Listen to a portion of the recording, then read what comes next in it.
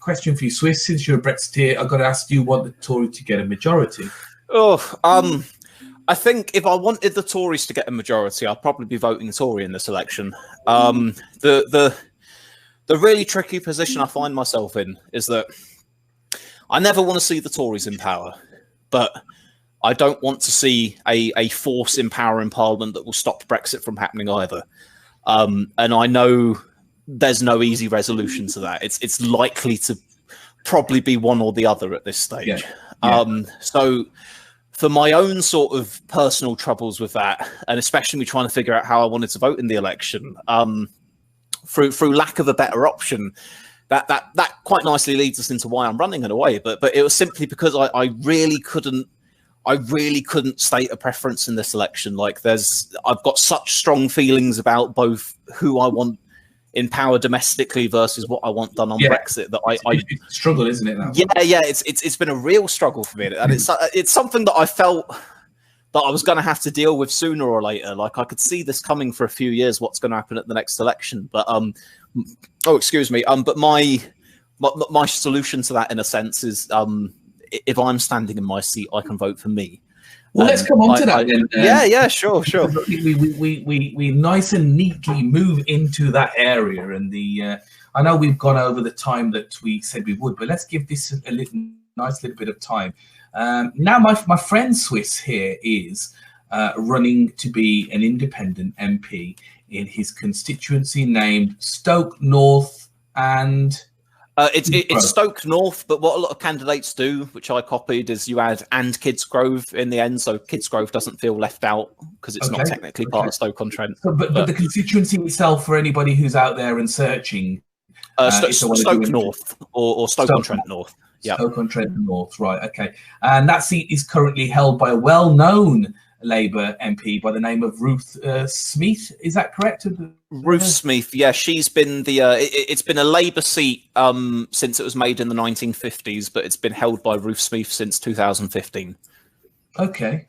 So over to you, Swiss. I don't want to go rambling on about this, and I want to first of all congratulate you, because I believe that you crowdfunded your deposit, your £500 deposit to actually get to run for this seat. So I want to first of all congratulate you on doing that. Tell us a little bit about why you decided to go into that, and what's your plug for this election? Oh well, I suppose to start with, I should come clean in a way that as much as I've pitched this as sort of, here's my moral dilemma of who I vote for, I know I'll stand for MP instead. I have long thought about running for office, and I have long thought about the idea of becoming an MP one day. But I've it's kind of been like a bucket list sort of thing, or like you know how some people say, I want to be an actor, or I want to be a footballer, or it's not necessarily the most realistic of things, but it's like if you could have any dream job or something like that. So it's something that I've long thought about doing, but this election really offered the best opportunity, I guess, simply because, as I say, I was faced with that situation of not having someone on the ballot I wanted to vote for, and I am fortunate enough, having built up this platform as well, that when it came to raising money for the deposit, I had quite a lot of good people around me who'd like to see what would happen if I end up running. Initially, I think my pitch was, I kind of thought, well, if I'm in this situation and I don't really have a party that I want to vote for, like I traditionally am a Labour voter, but I don't like where they've gone on Brexit. I'd like to see Brexit happen, but I don't want to vote for a right-wing party like the Brexit Party or the Tories. What do you end up doing? So my initial thoughts have been, well, if I've faced that kind of dilemma, perhaps there's others in my seat who feel that same way as well, not least when you consider that Stoke-on-Trent North has been a Labour seat, as I say, since creation, but also one of the heaviest voting Leave constituencies in the country as well. I think it's like the 10th most Leave constituency or something like that. So if you could personify a constituency, you could say that constituency is kind of a similar crossroads I've been at on this whole thing. So I thought maybe it might be a good match in that case. You never know. So that in a nutshell is kind of what led me to think, well, I'll give this a try. I'll see where I can go with it. Those were the first thoughts, at least. Yeah. What are your policies then? What are you going to do differently? I mean, I was going to say, what are you going to do differently from Ruth Smith? I mean, I know you do a lot differently from Ruth Smith. You certainly won't. You won't slag off Jeremy Corbyn as much as she has. But we won't go into that, guys. We won't go into that tonight. But yeah. I will say I'm doing my absolute best to behave myself and run a rather positive campaign, which means that I'm taking great lengths to try not to talk about opposing candidates too much, and to try and focus on my own platform. Yeah, and hence why I moved it away from there in terms of yeah. What are you personally pledging for Stoke North? Well, my platform has been sort of an evolving creature, if that makes sense. Having started off with basically some national policy positions, and obviously, the same that everyone has. What's your view on what's going on? How would you vote this way or the other? What's your stance on Brexit? But I've also been able to at least identify issues within the constituency, things that I think ought to be addressed. So I'll start off with the local pitch if I can, and then I'll move slightly onto sort of national footing, if that makes sense. Yeah. And I'm just sharing, while you are doing that, I'm just sharing the screenshot of today's article in the Stoke-on-Trent Live website. I feel I ought to say, just before I get into it, that the reason I'm sat in that cafe holding my hands up like that, the chap who was interviewing me seemed really interested by the fact that I had tattoos for some reason. Yeah. So he wanted to get in the frame me holding my tattoos up for a picture. So that's that's why I'm posed like that, rather than sort of like a half-hearted hooray or something like that.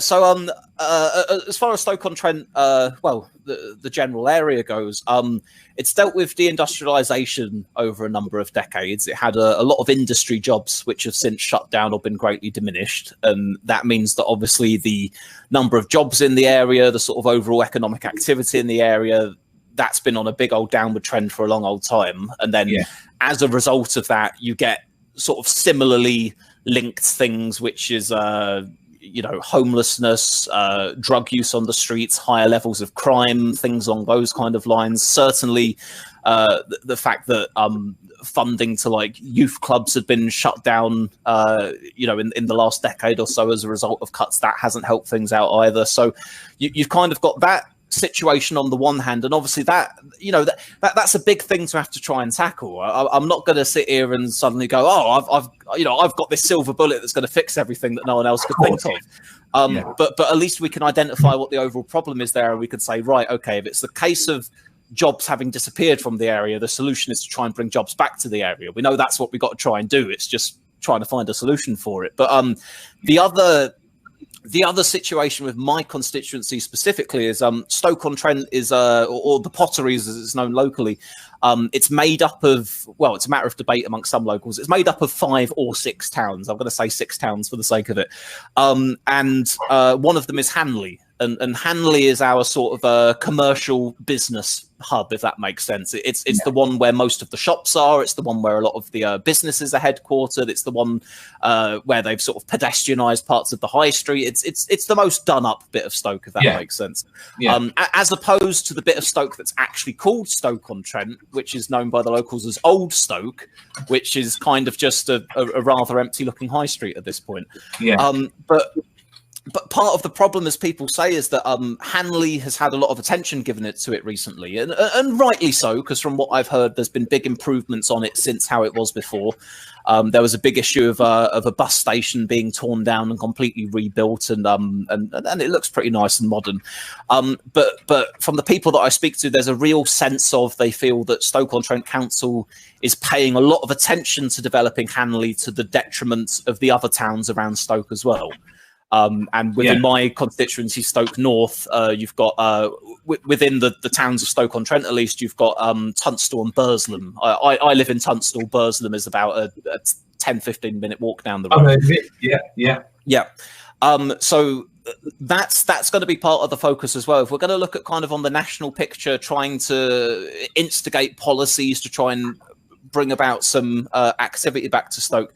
On a more local level, it's a matter of trying to convince Stoke-on-Trent Council to spend some of their funds in the other areas of Stoke, not just Hanley, where they're going to be putting most of the resources. Because, you know, to be honest, some of the places around here, you'll have back alleys behind terraced housing with like fly tipping. You'll have rubbish in the streets. You've got high streets, which are basically just charity shops and takeaways, buildings that are boarded up, listed historical buildings that have been part of the sort of local heritage of the place, and you know, go back to the time that they were actually used as factories or stuff along those lines, that have basically been left derelict. Whether they've got an owner for them or not, they're basically just standing there in freefall. And there was one example recently of what used to be a teapot factory. And the owner hadn't, the private owner hadn't done what was necessary in order to make it safe, because the place was falling into disrepair. And despite the council getting on their case and some rudimentary works being done to it, it was deemed eventually, no, we've said this thing is unsafe. In theory, it could topple over at any point. I'd actually been and seen the place myself before part of it got torn down, and to be honest, there was a slight element of the building kind of leaning ever so slightly forwards towards the road it was in front of. So I can understand the reason that they go, right, we've got to tear it down. But I think the problem is, from what a lot of people have said, and I'm inclined to agree, is that they feel annoyed that it was allowed to get to that stage anyway. You know, and it really sort of exemplifies the situation all over Stoke, that there are lots of these buildings that might have historical significance, or even ones that don't, but again have still been left to be boarded up or derelict. And it's just an overall sense of people feeling that they're not having any attention paid to them, that people don't care for trying to make their towns nicer and a nice place to live, and almost and like there are many constituencies like that, aren't there, up and down the country? And you know, when people talk about that kind of feeling amongst places that maybe high Brexit voting, and also a sense of you know, post-industrialization or being left behind, I can absolutely see the correlation there. So what I'd be looking to do in that sense, and again, I've tried to be very clear with people that I know that a lot of the things, you know, if it were a matter of me getting in on day one and being able to pull a few levers and press a few buttons and go, right, we're going to give more money to that, spend more money there, send some people over to sort that out. But what I've come to realize quite a lot is actually a lot of these things are the responsibility and the decision-making of Stoke-on-Trent Council, which is presently, I believe, a coalition of Conservatives and Stoke City Independents. So there's only so much that I could pledge to do for people and then face the reality of getting in and perhaps not being able to do it. So I'm trying to be cautious in that sense of not, you know, trying to say that I'll over-deliver. I'm trying to give statements of intent rather than cast iron. Yeah, exactly. I'm not trying to promise people the world and then have them be disappointed, because God knows enough politicians do that. But as far as overall priorities go, I'd say try and find a way to bring some jobs back to the area. Try and find a use for some of these derelict buildings, especially the historical listed ones, which don't have a use for them at the moment. And as far as trying to get the council to pay more attention to the places outside of Stoke go, because, you know, the council can obviously argue, well, our budget's been cut. We don't have as much money to work with as we used to. We've got to make tough decisions as well. We can't quite fill in all those potholes just yet. I'd say what is within my scope to do as MP, I think, is that if I were to get into the Commons, I may be able to take a vote in the House of Commons to increase the central government grants that goes to councils. So I can't necessarily tell the council where they've got to spend the money, but at least I can say to them, well, look, guys, if I'm able to, I'll vote for you to get more money from central government. You've got more to play with in the area now. So at least now maybe you can start spreading the love a little bit to, you know, not just centralizing most of the spending in one place.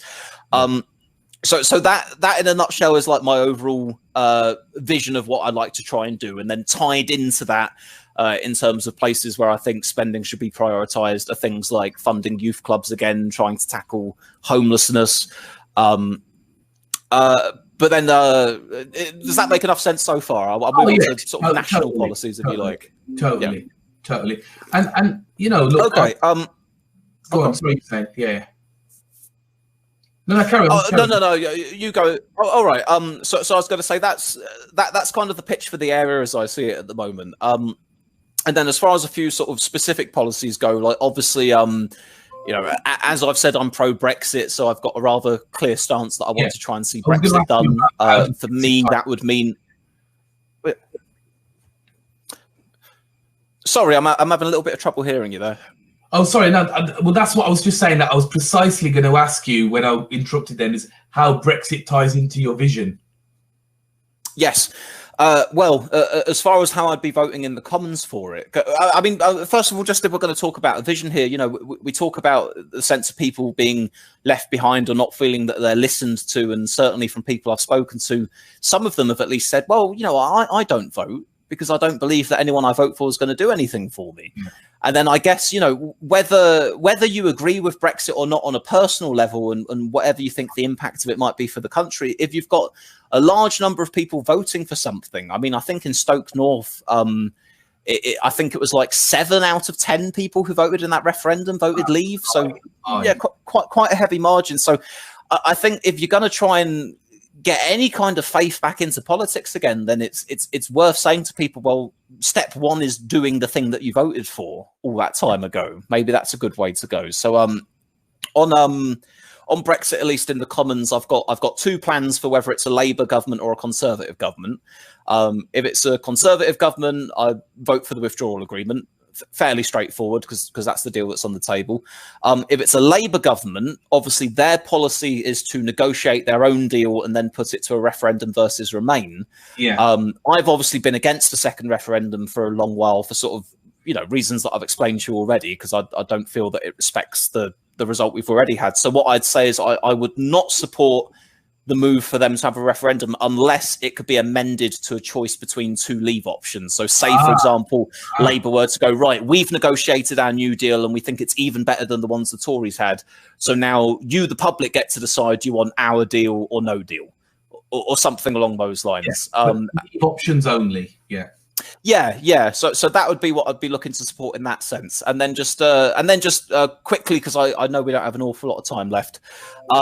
A few other things that I've put to people. Number one, I would try and introduce a private members bill. That's the mechanism for regular MPs who aren't necessarily in government to try and put their own laws forwards in the House of Commons. I'd put forward a private members bill to bring in a mechanism for constituents to have by-elections on their MPs if they defect party. Yeah, I know. We've talked about this one, yeah. Because we don't have that at present. And the example I always pluck out there is Chuka Ramuna, just because he was that prolific with it. But obviously, he went from Labour to Change UK. I think somewhere there was a stint as a non-Change UK independent, and then over to the Lib Dems as well. But despite all of that party chopping and changing, there was never a say for the constituents. Now, you know, maybe in his constituency they don't care and they love Chuka Ramuna anyway. But I think that it's certainly in other seats it's been the case where there have been MPs who've represented, you know, Remain MPs in a very strong Leave area, Leave MPs in a very strong Remain area. Anna Soubry perhaps is a good example. I think her area is quite Remain, but then she moved over to Change UK, no by-election. So what I'd look to do on that front is just introduce a mechanism where at the moment, if an MP is suspended from the House of Commons for a certain amount of time, say if they've broken the law, then there's an opportunity for their constituents to go and sign a petition. And if that petition reaches a certain threshold of signatures within an amount of time, then there's a by-election. And I'd essentially just be looking for something similar for if MPs defect party. Have a petition out there able for the constituents to sign. And if enough of them have signed up to it, then you get to have a by-election to decide if you want to keep that MP you elected in the first place, or if actually you're more fussed about the party. You'd get my vote alone for that reason, right? I think that's an excellent policy because, you know, let's be quite clear here that we could be in a situation with what's going on or what has gone on in the Labour Party where, and Joe Swinson did talk about this the other day, where a number of MPs, even after the election, could defect to another party midway through the term or some weeks into, and that's what makes this a very, very volatile era of politics at the moment. Absolutely. We saw the Chuka Ramuna group do it back in, I think it was March of this year. Because how do you know what you're voting for? You know, how do you know what you're voting? Because I know, and again, I'm just doing a single example just to pluck out the air. But for example, I know that there's friends within the Bullet Group. There's sort of you know, Labour supporters. They've been on board with Corbyn for a long while. They like the policies that he's putting forwards, but personally, they might actually live in a seat with a Blairite MP, for example,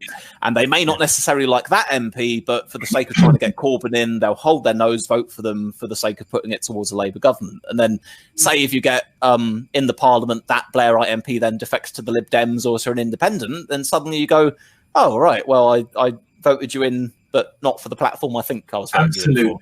Yeah, absolutely. And that's what your policy that you're talking about would no doubt safeguard and prevent that from happening. And that's why I would welcome that, because I mean, don't get me wrong, I think many of the defectors from the Labour Party, and I'll be watching their results very, very carefully on the 12th of December, and silently I'll be smiling to myself when Chuck Ramuna is having to visit the job centre. I can see you've already got like the Mr. Burns hands, just sort of excellent. You know, you're really relishing it, aren't you? Yeah. Oh, I would absolutely love it. And for that reason, just without having to sound repetitive, just for that reason alone, that I think, you know, you stand on a platform of a party that has delivered a number of things, and you go to the ballot box because you want your free social care and you want your money pumped into the NHS and you know, possibly your Brexit position within those thoughts, and when you put your little cross in the box, yet to find your MP then has absolutely sold you and your vote down the river by joining another party is absolutely flabbergasting. And as I say, and I'm just, got our guy Lucas Barner, regular on the show, has commented tonight. I've got to say, I like that policy, he says. Oh, jolly. And what I've been really pleased to hear as well, because, you know me, I'm always trying to find things that appeal to, try and find out what consensus there is in the country for stuff that actually appeals to people on the left, the centre, the right, across the board. And actually this by-election for defecting MPs, it actually seems to be quite popular across the spectrum, to be honest. So that's a real positive. Well, if Jeremy Corbyn is listening to this stream, I doubt he very much is, but if he is listening to this stream, Mr. Corbyn, this is probably one of the first things you need to do should you win the next general election, that this is a policy that you need to enact and take through. And God help you, Swiss, hopefully you're sitting there with him, right, not far from him, and supporting a motion like this. And finally, on this point, Swiss, I mean, on behalf of Youthviewz and all of our viewers and anybody who's associated with this channel, is that we want to wish you the best of luck. On a personal note, I feel that you are a unique individual that is able to relate to people, and that's from different backgrounds and a plethora of different parts of angles of life. But more than anything, what I found is your ability to communicate and deliver your point in an absolutely brilliant manner. And again, without sort of needing to slate or comment on any of the other candidates, is that I think your value base will be very, very much appreciated and needed in a new era of politics that we are hopefully about to embark upon. And the only bit of advice that if I would give you is, don't leave out what you have done in terms of the creation of the Bullet Club. I think that your campaign, you know, given the era that we're in, the technological era, needs to be a lot more focused on the online reaching out, and how that you have used this medium, Swiss, to engage a number of young people into not just your politics and your ideas, but actually opened a platform up. Don't underestimate that, Swiss, because that is a massive, certainly for me, it's a massive, massive thing, to an honor as well to be talking to, I would call you an influencer, That's the word that I would use, right? And I think that what you've created there, although some of it you say, well, actually, maybe wouldn't have been in intentions to do so, or it wasn't in the vision, and it was a lot of it was accidental. Don't underestimate that that's you behind that, right? And I would advise, and I'll talk to you more offline about this, is that I think you need to be bringing in how you can reach out through social media into your campaign. I really do. And thank you. And I will take what you said into consideration there, because it wasn't an aspect of the campaign I'd thought an awful lot about. Sort of my background with trying to bring in people of different politics and engaging them, but certainly if there's a way that I can, if there's a way that I can try and get that across to people and use it for some benefit, then absolutely, I think it's worthwhile. Do I have time just to speak about one more thing just before we go? Just on the matter of policies, and you were saying, how can I try and set myself aside from other politicians as well? Some people are very supportive of this. Other people see it as a little bit of a gimmick, but people will take their own view on it. But the other thing that I've said is that half of my earnings as MP I'd be donating to local charities. Yes. And the simple reason for that is, well, first of all, we know that the public, by and large, thinks that they're sick of hearing about these MPs getting all their pay rises when they don't think that an awful lot's happening in Parliament, or if they think they were perhaps overpaid a little bit in the first place. We're still in the after effects, like a decade or so on from the expenses scandal, so trust in MPs is at an all-time low, and there is that. And I'm not saying this of any individual MP, that's not the purpose of this, but there's that sense, isn't there, that some MPs, they're in it for themselves. They want to get on the gravy train, and they want to just make some money off of it and make their connections. Career politicians. Yeah, exactly. Yeah. So I think at least that that is a way, first of all, to do some good without even necessarily having brought in a new law or anything like that. Even if I'm not successful with my private members bill, I can at least say, well, I've helped out some of the charities in the area a little bit. But also I think just to try and set myself aside and show that I'm about something a little bit more than just getting elected, to try and say that, there's some values there, if that makes sense. Yeah, no, totally. And I think that will certainly go a long way with people who are fed up of career politicians, and I think we've discussed it enough on the Bullet Group about parachuted politicians and what have you. And I think what's also important is that you've been in the area you've been living there for 3 years now, haven't you? Getting on for, yeah. So you know the area well, and that will go some way as well.